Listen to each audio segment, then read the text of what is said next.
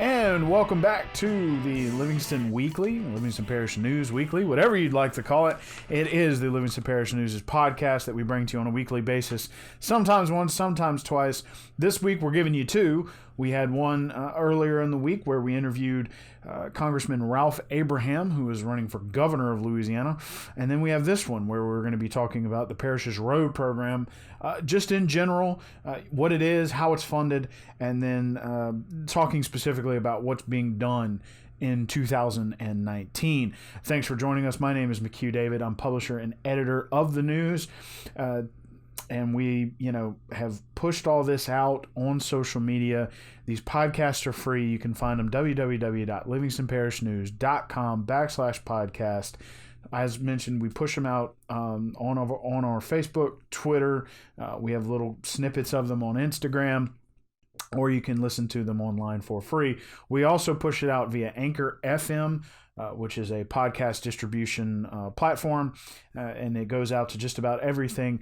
I'm looking at my man Drew right now, still waiting for Apple Podcasts, right? Still waiting for a response from Apple Podcasts. They're just doing great stuff for us right now. So first and foremost, let's talk about what the road program is in Livingston Parish. And what it is a process by which the parish council, each parish council man, submits a list of roads in their district that they believe should be redone, overlaid, or simply patched up. For the most part, they focus on redoing roads, widening roads, or overlaying roads, and that's part of that process. Once they are submitted, every road goes to the engineer on record for that year. This year it was Macklin and Associates out of Livingston. Their job is to analyze each road submitted under a point scoring system to determine whether or not it is truly in need of the road program services, and they're ranked. So for the most part, the roads that are submitted are, of course, in need of some sort of overlay, patch, maybe even a complete rebuild, because they're under old standards. The surface is not up to code. It's not wide enough. Those sorts of things. So some of the criteria that they use to score each one of these roads are traffic counts, the use of the road. Is it a commuter or school bus route? Transverse and longitudinal cracking. So that means what kind of cracks are in the road. Are they large? Are they small? Is it from weathering? Is it from constant use? Are they, is it water running underneath the road, which is eroding the base and causing it to crack? Those sorts of things. Pothole, does it have current potholes? Has it been patched before? The overall ride quality and roadway condition. Number of residences on the road, number of businesses, number of churches, access to first responders, number of schools, number of recreational facilities, known issues the road has experienced in the past, so perhaps it's washed out before, perhaps it's just prone to getting potholes, who knows, and how the road affects the overall road network in Livingston Parish. Now, this is an interesting piece of the puzzle. For as it was explained to me by Billy Taylor from Macklin and Associates, what that piece of the puzzle means is perhaps it is a large road off of maybe a state highway, and the road needs to be overlaid because people are not using it. And so they're using smaller roads, causing bad traffic backups as people, when they should be getting on these larger feeder roads for state highways in the interstate. So perhaps it needs to be redone to incentivize using it and incentivize traffic flow as opposed to using smaller roads. So that's the process. Then that list is submitted by the engineer to the parish president's office, who then approves it and presents it to the council for their approval. Now, how is the road program funded? Well, that's this real interesting, massive story I wrote back in March that talks about the parish road programs, sales tax and property tax portion, as well as a state portion. Now that road fund or road program fund goes to more than just the road program itself. The road program is part of that whole pie. And as you can see, there are actually the road fund expenses. There are 36 of them for the 2019 budget as accepted by the parish. Now, the renewal, first and foremost, those taxes that we mentioned first, there is a renewal in spring of 2020 for the 1 cent sales tax. Now, it's important to note that that 1 cent sales tax is divided between the road program fund and the detention center fund.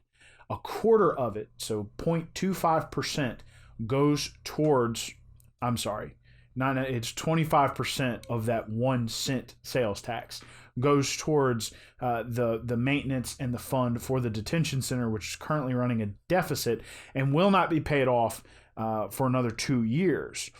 The other 75% of that 1 cent sales tax does go to road revenues. Now, if you want to make a comparison, in 2005 and 2006, those revenues were, total sales tax collections for the parish were $56,338.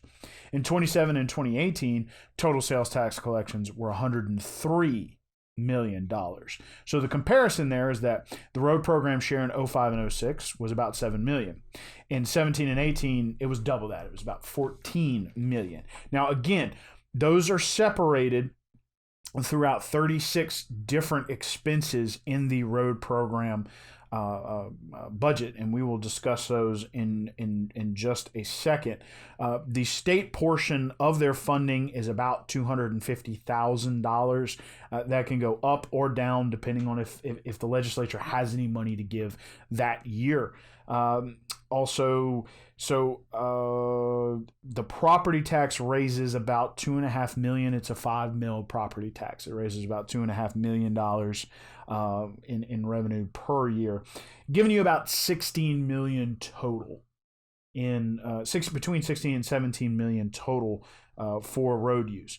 So, according to the parish president and finance director Jennifer Myers, about $10 million of that goes towards financing the Department of Public Works. They do monitor the road program, but their jobs are more centered around ditches, smaller drainage projects, and smaller road projects, which is patching potholes and those sort of things. Smaller drainage projects would be replacing smaller culverts, digging ditches, those sorts of things. The Department of Public Works has 75 people in its employ. So, what are those 36 categories that take up those $10 million? That would be, I don't know, I hesitate to read through this whole thing, but a large majority of it, $2.8 million, goes to salaries. I mean, boom, right off the bat.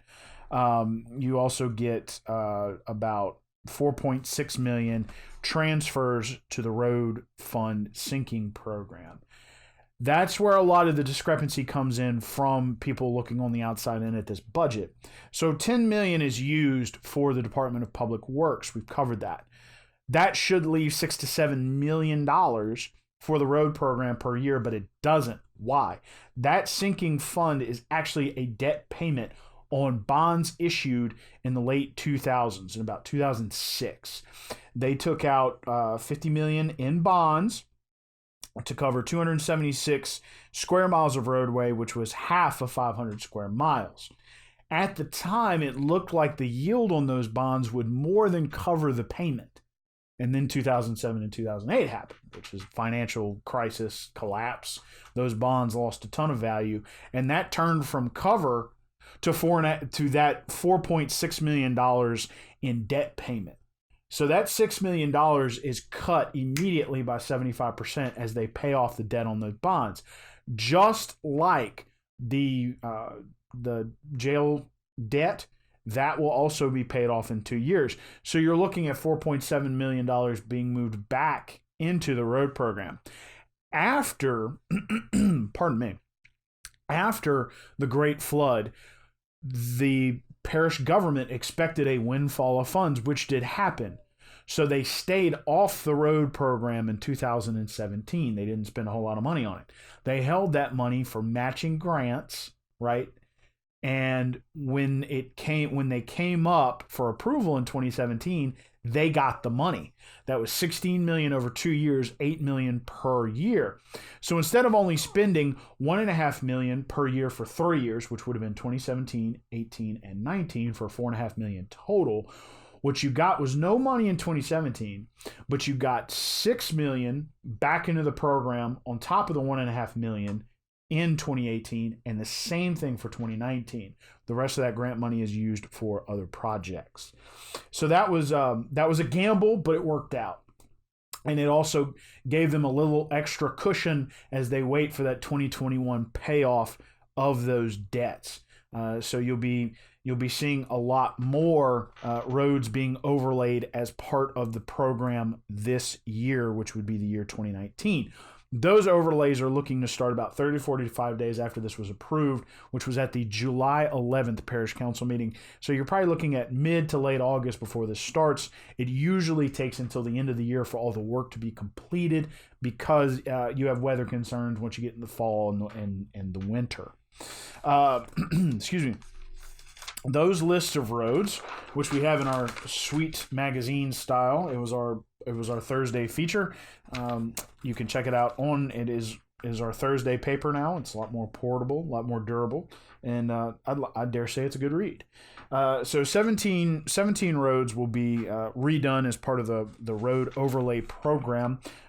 In 2019, they are North Doyle Road, which is phase 1, Caraway Road, Herman Ernest Road, which is phase 2 of that project, Clinton Allen Road, Jason Drive, Carolyn Avenue, Cottonwood Drive, Harris Road, South Satsuma Road, Duff Road, Bull Road Run, which is the south section, so it's a separate portion of that project, Gum Swamp Road, which is the north section, Cedar Street in Springfield, Dutch Lane, Swamp Drive, Pine Street, and Henry Wright Road.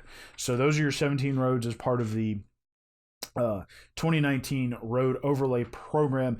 It is also important to note that the parish also stayed out of the business of doing anything with 3 roads that have been a bit complicated. They're east-west feeders, and that would be Buddy Ellis, Forest Delat, and I lied because Dunn Road is one of them, and Dunn is north-south. Those 3 roads are going to be redone by the state in August, and they're all going to be started at the same time. It's going to be a bit of a mess. But they're getting widened, the drainage is being redone, and they're getting overlaid. So that should be it'll be an interesting time, but that will be extra work that it's going to be done while the parish road program is being done at the same time. That was a grant program through the state, I'm sure the people that live on those roads are going to be happy with the improvements, although they are probably going to be a little upset while the work is going on because there's also roundabouts being constructed at Dunn and Lockhart, as well as the one at Lockhart and Eden Church North should probably letting in for bids sometime this year. The utility relocation has already begun for the roundabout at Juban and 190. So a lot of traffic implements going in. Time will tell how much traffic they truly alleviate. Some interesting things about the road program. The restrictions on what is required for you and that would be for any subdivision or neighborhood to have their roads included in the program. The council is really looking to make those a little more strict. Even Councilman Talbert in December of 2017 had 2 roads removed from the program because they didn't meet the standards that had been applied by the current parish council, and he was not going to put that on the taxpayer dollar. That removal was actually approved unanimously, 8 to nothing. So again, the road program is it's an interesting animal. There's a lot of different pieces to it. There's still some divide among the parish council people about bringing private roads into the program. There was a 4-4 vote on that in June of 2017. They still haven't come up with a way to fix that. But the gamble paid off for the parish. They got grant money in 2018 and 2019. Those exact figures are $8.4 million in 18 and $7.6 million this year, which left some extra grant money for other projects.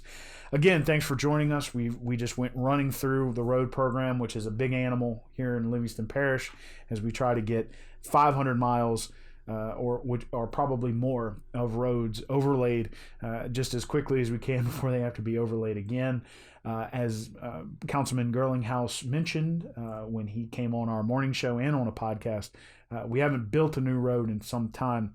So I'm sure once that debt goes away, people will be hoping and looking for especially new east-west feeders, perhaps even the Cook Road extension if the state has money for it. Again, my name is McHugh David. I'm publisher and editor of the news. We appreciate you joining us today to talk about the Livingston Parish Road Program. You can find this podcast on Anchor FM or any podcast platform that you use except Apple Podcast. We also keep all of these on our website, www.livingstonparishnews.com/podcast. Those are free to watch. You can check them out there. We have video of them. We also have soothing baritone, heavily edited audio that is a good listen if you're driving somewhere. Please don't watch these while you're driving. And we will be coming at you next week. We'll have plenty to talk about with some of these parish council things coming down the pipe, as well as we're moving into election season. Thanks for joining us.